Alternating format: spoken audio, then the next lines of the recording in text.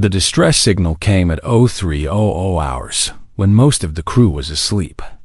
Commander Alara Vance sat alone on the bridge of the survey vessel Meridian, watching the stars drift past the observation window. She liked the night shift. It gave her time to think, time to remember, time to forget. The signal cut through the silence like a knife. Red lights flashed across her console. She leaned forward and read the coordinates. Her blood went cold. Cathra. She knew that name. Every spacer in the galaxy knew that name. It was a death sentence written in stone and blood. The door behind her opened. Her first officer, Tarek, walked in. He was Velthari, a tall and thin alien with pale blue skin and 4 eyes that never seemed to blink. He had served with Alara for 3 years. He trusted her judgment more than anyone in the fleet. But when he saw the coordinates on the screen, his 4 eyes went wide with fear. "Commander," he said slowly, "that signal is coming from Kethra. I can see that." "Then you know we cannot respond." Alara pulled up the signal details. A medical frigate. The ship was called Hope's Dawn. It had been carrying colonists to a new settlement in the outer systems. Families. Children. The ship had suffered engine failure and crashed on the planet's surface. "There are survivors," Alara said. "The signal is automated, but life signs are still registering." Torek stepped closer. His voice dropped low. "Commander, please listen to me. Kethra is forbidden by the Galactic Concordat. No ship is allowed to land there. No rescue mission is permitted. The planet is under permanent quarantine. I know the rules, Torek." "Then you know why those rules exist." He pointed at the screen. "The Varax live there. They are the most dangerous predators in known space. They stand 12 feet tall. Their claws can cut through starship armor. Their hide is harder than battle plate. In the last 200 years, 17 expeditions have landed on that planet. Do you know how many people came back?" Alara said nothing. "None," Torek whispered. "Not one. The Varax killed them all. Men, women, soldiers, scientists. It did not matter. The creatures do not negotiate. They do not show mercy. They hunt and they kill. That is all they do." Alara stood up from her chair. She walked to the window and looked out at the darkness between the stars. Somewhere out there on a burning rock filled with monsters, children were waiting for help that would never come. "The Concordat classified them as non-sentient," she said quietly. "They said the Varax are just animals. Beasts with no thoughts, no feelings, just instinct and hunger. Yes, and that is why no rescue is coming. The Concordat will not risk soldiers to save a few colonists from a world full of monsters." Alara turned to face him. "How many children are on that ship, Torek?" He checked the manifest. His face fell. 12. Ages 4 to 11. 12 children. "Commander, I understand your feelings, but we cannot help them. If we land on Kethra, we will die. The Varax will tear us apart before we reach the crash site." Alara walked past him and headed for the door. "Where are you going?" Torek asked. "To the shuttle bay." "Commander, please. Think about this." She stopped at the door and looked back at him. There was something in her eyes that he had never seen before. It was not anger. It was not fear. It was something older and deeper. Something that came from a place she never talked about. "I had a daughter once," Alara said softly. "Her name was Maya. She was 7 years old when she got sick. The doctors said they could save her, but the medicine was expensive. I was just a lieutenant back then. I did not have enough money. I asked for help. I begged. I filled out forms and waited in lines. And talked to people who smiled and said they would see what they could do." She paused. Her voice was steady, but her hands were shaking. "Maya died while I was still waiting for approval. She died in a hospital bed, holding my hand, asking me why no one was coming to help her." Tarek could not speak. "I made a promise that day," Alara continued. I promised that I would never let another child die waiting for someone to save them. I do not care about the Concordat. I do not care about the Varax. There are 12 children on that planet who are scared and alone, and I am going to bring them home. Then I will come with you." She shook her head. "No, I need you here. If I do not come back, you take the Meridian and report what happened. Make sure people know that we tried. Commander, you cannot do this alone. The Varax will do what they do. And I will do what I do." She gave him a small smile. "Humans are stubborn, Torek. Did anyone ever tell you that?" "Many times," he said quietly. "I never understood it until now." Ilara walked through the ship toward the shuttle bay. The halls were empty. The crew was sleeping. They did not know that their commander was about to break every rule in the Concordat Charter. She reached the shuttle and climbed inside. The small ship hummed to life around her. She punched in the coordinates and felt the engines warm up. Before she launched, she looked at a small photograph taped to the console.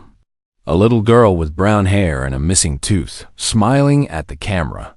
Maya, 7 years old forever. "I am coming," Ilara whispered to the children she had never met. "Hold on, I am coming." The shuttle dropped from the Meridian and turned toward the Forbidden World. Behind her, the stars watched in silence. Ahead of her, Cathara waited like a hungry mouth, ready to swallow her whole. Torek stood on the bridge and watched the shuttle disappear into the darkness. His 4 eyes blinked slowly, one after another. "Humans," he said to himself. "They run toward death like it is an old friend." He did not understand it. He was not sure anyone did. But as he watched Ilara fly towards certain doom, he felt something strange in his chest. It took him a moment to recognize it. It was hope. The shuttle broke through the clouds of Cathara, and Ilara got her first look at the Forbidden World. It was a planet of fire and stone. Volcanoes rose from the ground like broken teeth. Rivers of lava cut through black rock valleys. The sky was dark with ash, and the air outside would kill an unprotected human in minutes. Toxic gas poured from cracks in the earth. Heat waves made the horizon shimmer like water. No wonder the Varax were so deadly. Only the strongest creatures could survive in a place like this. Ilara followed the distress signal down into a deep canyon. The walls on either side were tall and steep, made of sharp volcanic rock. At the bottom, she found what she was looking for. The medical frigate Hope's Dawn lay broken on the canyon floor. It had hit the ground hard. The front half was crushed. The back half was buried in fallen rock. Smoke rose from a dozen fires along its hull. She landed the shuttle nearby and put on her environmental suit. The suit would protect her from the heat and the poison air, but it would not stop a Varax's claw. She checked her sidearm. It was a small weapon. It would do nothing against a creature that could tear through ship armor. She took it anyway. It made her feel a little better. The walk to the frigate took 10 minutes.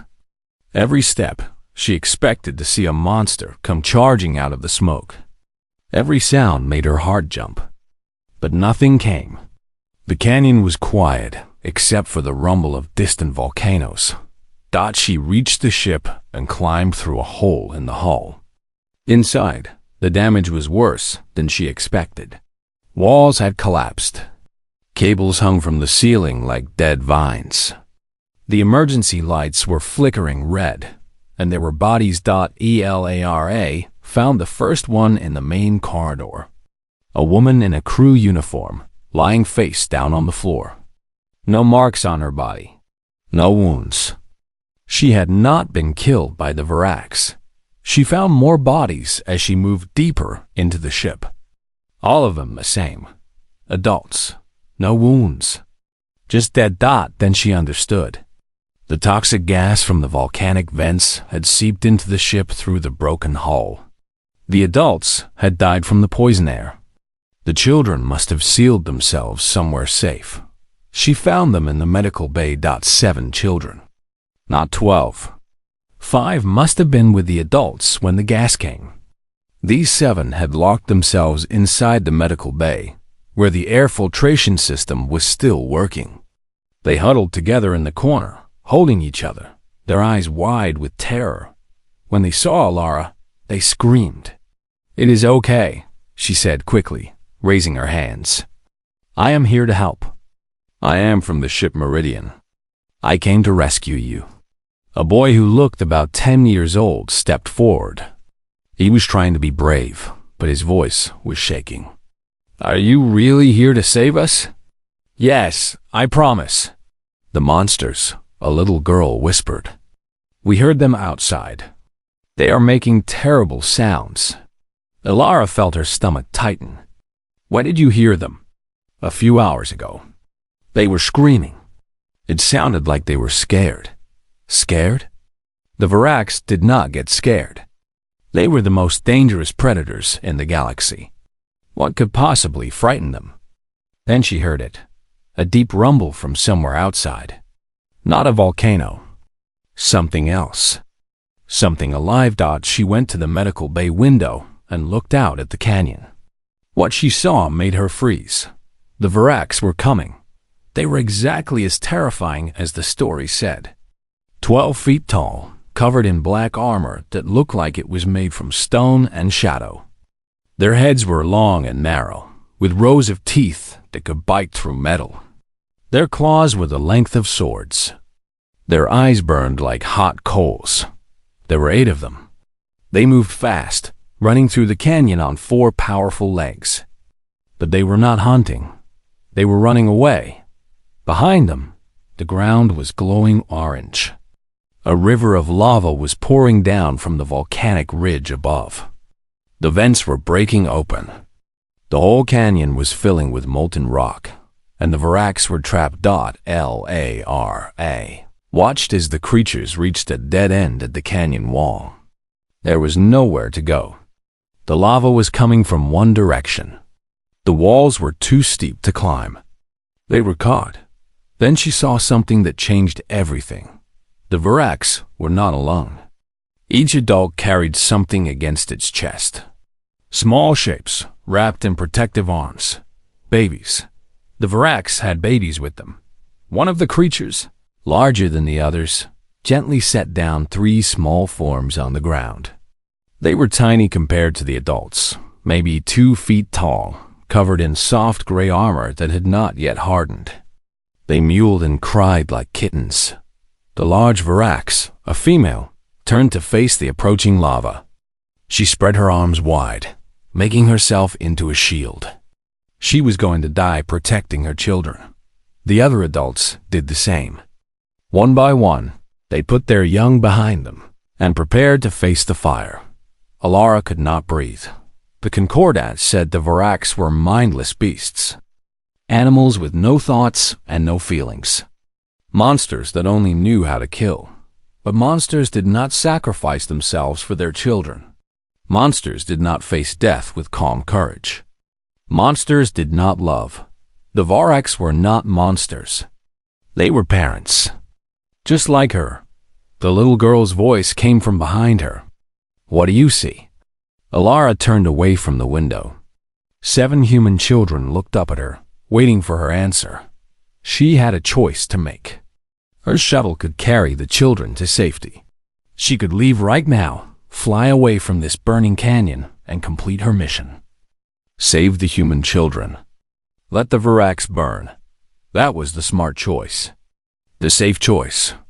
The choice that anyone else would make. But Alara Vance was not anyone else. "Stay here," she told the children. "Do not move. I will be back for you." "Where are you going?" the brave boy asked. Alara looked back out the window at the Varax's mother, standing between her babies and the fire. A mother who was about to die for her children, just like Alara would have died for Maya if she had been given the chance. "I am going to do something stupid," she said quietly. "Something very, very stupid." She grabbed her emergency kit and ran out of the medical bay, toward the lava and the monsters and the impossible choice that waited for her in the burning dark. The heat hit Alara like a wall as she ran toward the Varax. Her suit was designed for hostile environments, but it was not made for this. Warning lights flashed on her display. Temperature critical. Air filtration at 60%. The lava was close now, maybe 300 meters away, rolling down the canyon like a slow orange wave. She had maybe 20 minutes before it reached the Varax. Less if the vents kept opening. The female Varax saw her coming. The massive creature turned, and a sound came from her throat that shook the ground. A roar of warning. A promise of death. Elar, I stopped 30 meters away. Her heart was pounding so hard she could feel it in her teeth. The Varax mother was the largest creature she had ever seen. Her claws could cut Alara in half with a single swing. Her teeth could bite through her suit like paper. Behind the mother, the three babies cried and reached for her with tiny clawed hands. I know you cannot understand me, Alara said. Her voice was shaking. I know you think I am a threat, but I am not here to hurt you. I am here to help. The Varax roared again. She took a step forward, her claws raised to strike. Alara did not run. She dropped to her knees and put her hands on the ground. The Varax stopped. Her burning eyes narrowed. She had never seen anything like this before. Every creature on this planet ran from her kind. Every visitor from the sky had come with weapons and fire. None had ever knelt. I am not your enemy, Alara said softly. Please, let me help your babies. Behind the mother, one of the small Varax was coughing. The toxic gas from the vents was getting worse. Adult Varax could handle the poison, but their young were not so strong. The baby's coughs were getting weaker. Alara slowly reached up and removed her rebreather, the device that was keeping her alive. The only thing protecting her lungs from the poison air. She held it out toward the choking baby. The mother's eyes went wide. She looked at the rebreather, then at Alara, then at her dying child. Something changed in her face. It was not understanding exactly, but it was something close. She stepped aside. Alara crawled forward on her hands and knees, moving slowly, keeping her head down. She reached the smallest baby and gently pressed the rebreather against its face.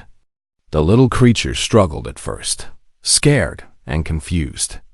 Then it took a breath of clean air, and its coughing stopped. Alara looked up at the mother. The great beast was watching her with eyes that were no longer filled with rage. There was something else there now. Something careful. Something waiting. I am going to save them, Alara promised. All of them. But I need you to trust me. The mother made a low sound in her throat. Not a roar. Something softer. Almost like a question. Alara stood up and looked around. The lava was getting closer. 15 minutes now, maybe less. The canyon walls were too high to climb. The only way out was through a narrow passage on the far side. But the ground between here and there was already starting to melt. She needed to create a path. Her shuttle had a coolant system designed for emergency engine repairs. If she rerouted the coolant lines, she could spray liquid nitrogen on the ground and create a temporary barrier against the heat. It would not last long, maybe 5 minutes. But 5 minutes was enough. She ran back to her shuttle and tore open the maintenance panel. Her hands worked fast, pulling wires and reconnecting tubes. She was not an engineer, but she had done enough emergency repairs in her career to know the basics. Behind her, she heard the Varax following. All 8 adults moving slowly, watching her with their glowing eyes. They did not attack.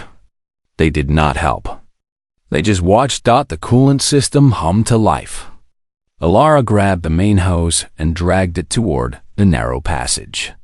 The liquid nitrogen sprayed out in a white cloud, freezing the ground wherever it touched.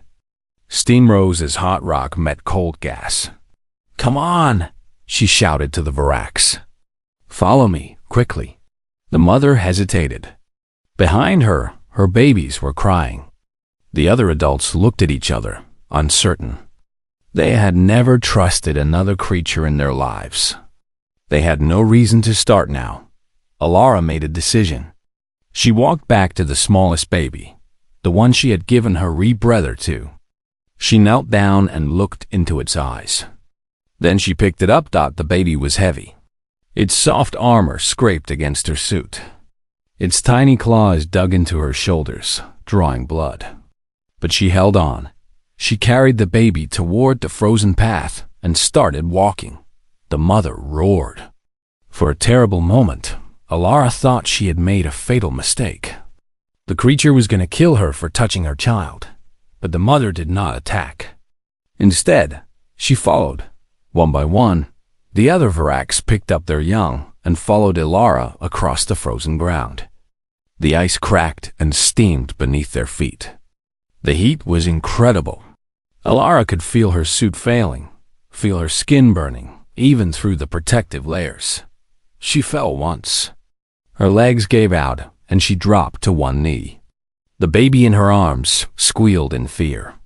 The lava was so close now that she could see her reflection in its orange glow. A high, massive claw reached down and grabbed her arm. The mother Varax pulled her back to her feet with surprising gentleness.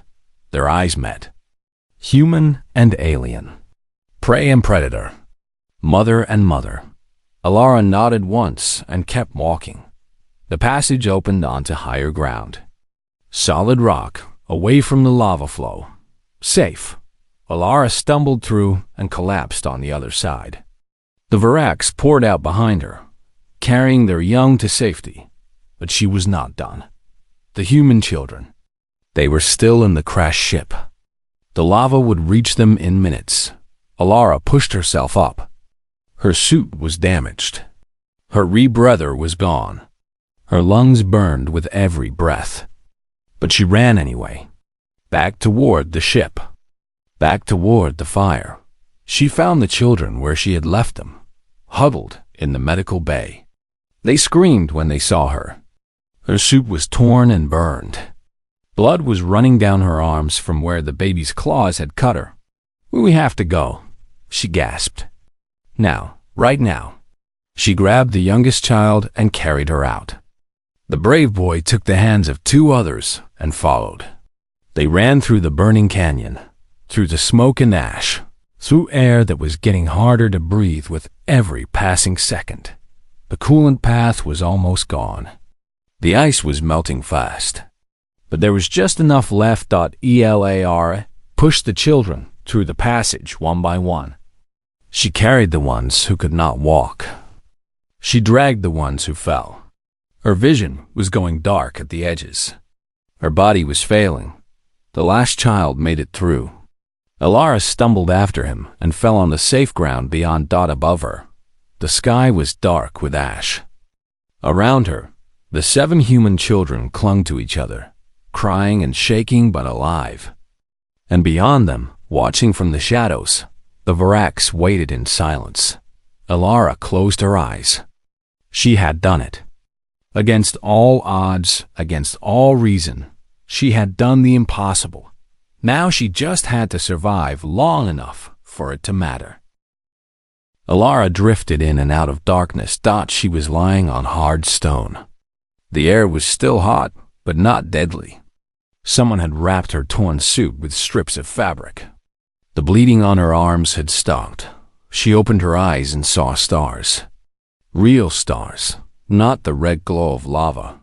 The ash clouds had parted, and the night sky of Kathura VA stretched above her like a black ocean filled with light. How long had she been unconscious? Minutes? Hours? A small face appeared above her. The brave boy from the ship. His eyes were red from crying, but he was smiling. "You are awake," he said. "I thought you were going to die. Not today." Alara tried to sit up. Pain shot through her body like fire. The others. "Are they safe?" "Yes, all 7 of us." You saved us. The boy paused. You saved them too. Alara turned her head. The Varaks were nearby, gathered in a loose circle on the rocky ground. The adults sat with their backs to the group, watching the darkness for threats. The young ones were in the center, curled up together, sleeping peacefully. The mother was the closest. She sat only a few meters away, her burning eyes fixed on Alara. She had not moved in hours. She had been watching over the human woman the same way she watched over her own children. They have been guarding us, the boy whispered. Nothing has come close. When I tried to help fix your suit, the big one brought me water. I do not know where she found it. Alara stared at the mother. The creature who should have killed her. The monster who should have torn her apart for touching her babies. Instead, she had pulled Alara to her feet when she fell. She had led her pack to safety. She had protected the human children as if they were her own. They are not what the Concordat said, Alara murmured. What did the Concordat say? That they were mindless beasts, animals, monsters. The boy looked at the Varak's mother. She does not look like a monster to me. She looks like my mom. The way she holds her babies. The way she watches everything. My mom used to look at me like that. Alara felt tears in her eyes. Where is your mom now? The boy's face fell. She was on the ship. When the bad air came, he did not need to say more. Alara reached out and took his hand. I am sorry. It is okay. You came. That is what matters. The sun began to rise over the canyon walls. Orange light spread across the ash-covered ground, turning everything gold. It was strange to see beauty in a place so deadly. But there it was. Light finding a way through the darkness. Alara pushed herself up onto her feet. Her legs were weak. Her lungs still burned. But she could stand. That was enough. The Varak's mother stood as well. She rose to her full height, 12 feet of black armor and muscle and ancient power. Her shadow fell across Alara like a blanket. They faced each other in the morning light. Human and alien. Small and large. Soft and armored. Elara did not look away. She did not kneel. She did not bow. She just stood there, one mother looking at another, and waited. The Varak's mother made a sound. Low and deep, rumbling through her chest like distant thunder. It was not a roar. It was not a warning. It was something else. Something Alara had never heard before. Then the mother did something impossible.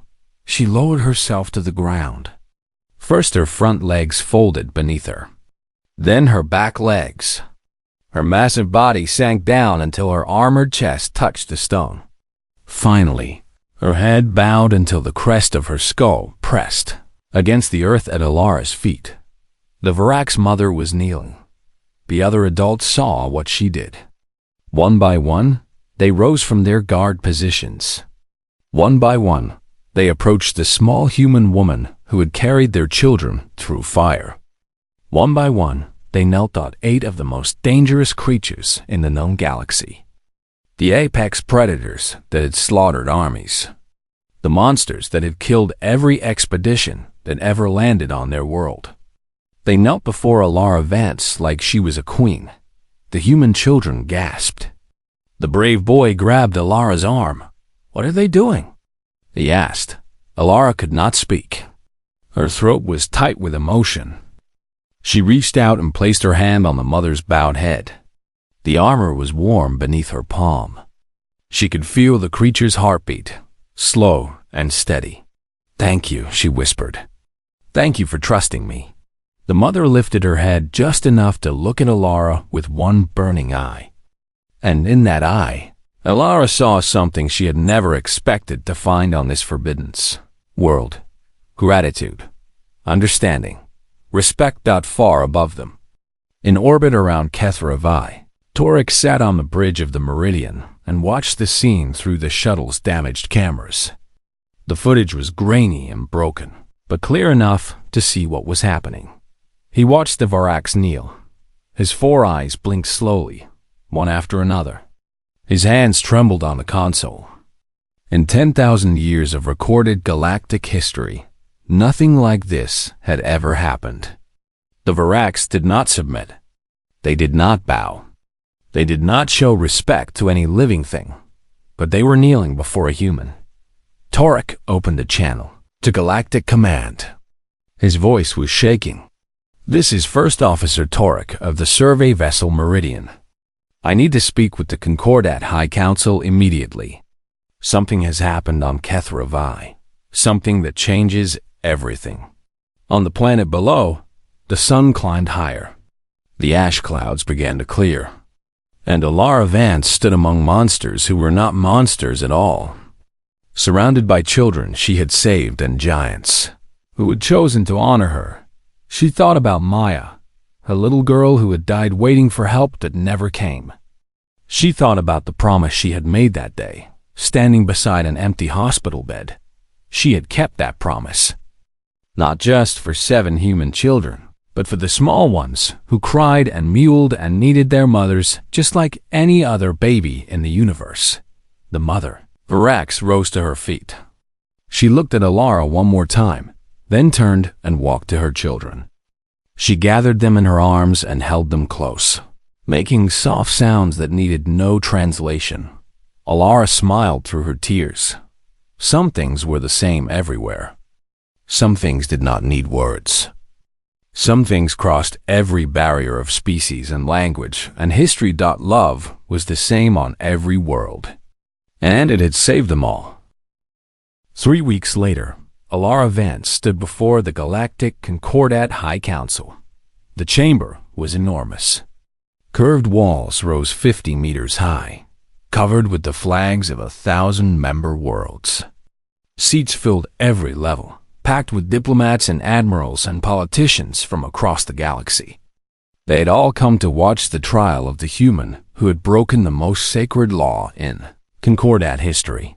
Alara stood alone at the center of the room. She wore her dress uniform, cleaned and pressed, but she had refused to cover the scars on her arms. Let them see. Let them know what she had done. High Admiral Varys, a massive creature with gray skin and 6 arms, looked down at her from the council platform. His voice echoed through the chamber like rolling thunder. "Commander Alara Vance, you stand accused of violating Concordat Directive 7. You entered forbidden space. You landed on a quarantined world. You made contact with a species classified as hostile and non-sentient. How do you answer these charges?" Alara lifted her chin. "Guilty." Whispers filled the chamber. Varys raised a hand for silence. "You understand the penalty for these crimes? Loss of rank, loss of command, imprisonment for no less than 20 standard years." "I understand. Do you have anything to say in your defense?" Alara thought about the children she had saved. They were safe now, living with relatives on colony worlds across the system. The brave boy had sent her a message before the trial. It said simply, "Thank you for not giving up." "I have no defense," she said clearly. "I knew the rules. I broke them anyway. I would do it again." More whispers. Angry voices. Someone shouted that she should be made an example. Someone else called for her immediate imprisonment. Varys slammed his fist on the platform. Silence. The council will. The main doors exploded inward. Guards screamed. Diplomats dove for cover. Weapons were drawn across the chamber as something massive pushed through the broken doorway. The Varax mother walked into the Galactic Concordat High Council chamber. She was even more terrifying in the artificial light. 12 feet of black armor and burning eyes and claws that could cut through anything. Behind her came 4 more adults from her pack. They moved slowly, carefully, their eyes scanning the room.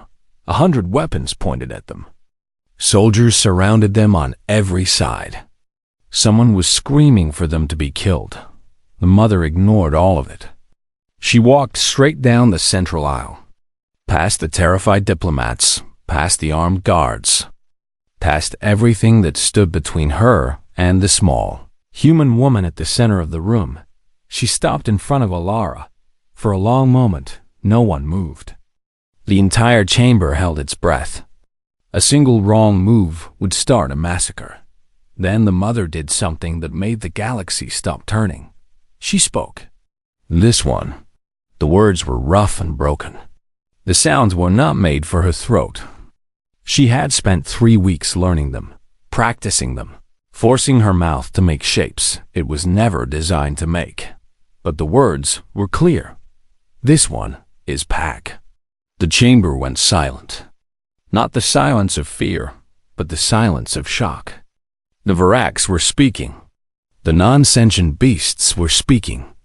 Everything the Concordat believed was crumbling in front of their eyes. The mother continued. Each word was a struggle. Each sound was a victory. She came to fire. She came to death. Not for her kind, for ours. She carried our young in her arms. She bled for children not her own. The mother turned to face the council platform. Her burning eyes found High Admiral Varys. You call us beasts. You call us monsters. You send soldiers to kill us. We killed them because they came with weapons. They came with hate. They never tried to understand. She turned back to Alara. Her voice softened. She understood. She looked at us and saw what we are. Parents. Protectors. Mothers who love their children like your mothers love you. The mother raised one massive claw and pointed at the council. Harm her. Touch her. Look at her wrong. Her eyes blazed. And you will learn why the galaxy feared us. The silence stretched on. No one dared to move. Then High Admiral Varys did something unexpected. He stood up from his chair, walked down from the platform, and approached the Varax mother. He was huge by humanoid standards, but next to her, he looked like a child. You learned our language, he said quietly. In 3 weeks, you learned to speak Galactic Common. She taught us. The mother looked at Alara. She stayed with us after the fire. She showed us words. She showed us that talking is better than killing. Varys turned to Alara. You stayed on Kethravi for 3 weeks? Someone had to, Alara said simply. They were afraid to send a ship. The Varax would not let anyone else land. So I stayed. I taught them what I could. They taught me more. Varys was quiet for a long time. Then he returned to the council platform and looked out at the assembled representatives of 1,000 worlds. The charges against Commander Vance are dropped. The chamber erupted. Angry voices. Confused voices. Voices demanding explanation. Varys waited for silence. When it came, he spoke again. We were wrong. For 200 years, we were wrong. We called the Varax beasts because we never tried to speak with them. We never tried to understand. We sent soldiers instead of scientists. We brought weapons instead of words. And when they defended themselves, we called them monsters. He looked at the Varax mother. I apologize. On behalf of the Galactic Concordat, I apologize. The mother stared at him for a long moment. Then she nodded once. We accept. In the years that followed, everything changed. Humanity became the only species granted free passage through Vorax space. Human ships were welcomed where others were destroyed. Human colonists were protected by creatures that had once been feared above all else. Ambassadors came from across the galaxy to ask the Varax why. Why did they trust the humans? Why did they kneel before a single woman? Why did they call her Pack? The mother always gave the same answer. Your kind runs toward fire. Your kind bleeds for children, not your own. Other species fight for power. They fight for land. They fight for pride. Humans fight for strangers. Humans die for people they have never met. She would pause then, her burning eyes looking at something far away. We kill because we must. Humans protect because they choose. That is why we knelt. That is why we always will. Years later, Alara stood on a hill overlooking a valley on HFY. The planet was still dangerous, still hot and volcanic and deadly. But a small settlement had grown in the safe zone, where humans and Varax lived side by side.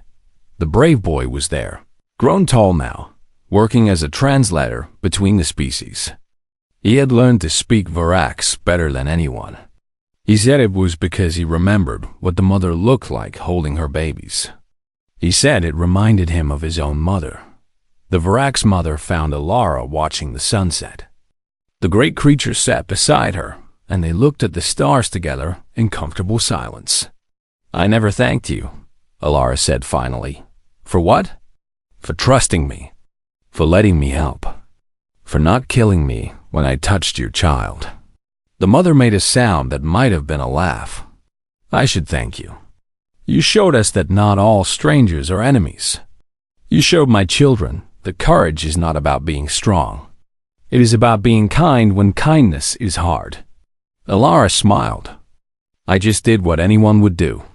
The mother shook her massive head. "No, you did what humans do.